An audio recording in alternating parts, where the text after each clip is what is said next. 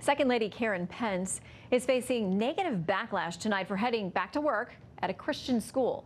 Pence taught arts at the religious school before her husband, Vice President Mike Pence, became the governor of Indiana, and it attracted little attention back then.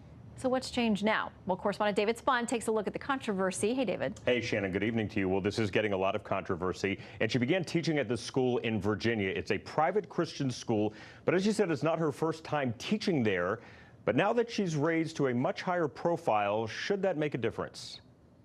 Visit the website for Emmanuel Christian School in Springfield, Virginia, and you'll find the following quote: "We offer challenging and engaging academics with a distinctively biblical worldview." Second Lady Karen Pence is now working there part-time. The school has come under fire for allegedly banning LGBTQ children. But supporters of the school say what the school does is require strict adherence to scriptural beliefs that include rejection of all forms of premarital sex, heterosexual or homosexual. A key line in the school's parental admissions agreement states the applicants must, quote, "embrace biblical family values such as a healthy marriage between one man and one woman," end quote. Such views have led to much criticism of the Second Lady's decision to teach at Emmanuel Christian. One author comparing it to, quote, "a real-life setting for The Handmaid's Tale."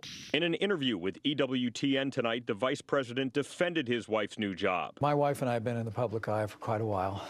We're used to the criticism, but I have to tell you, to see major news organizations attacking Christian education is deeply offensive to us. Pence believes the attacks against his wife are unfair. Are the goalposts moving?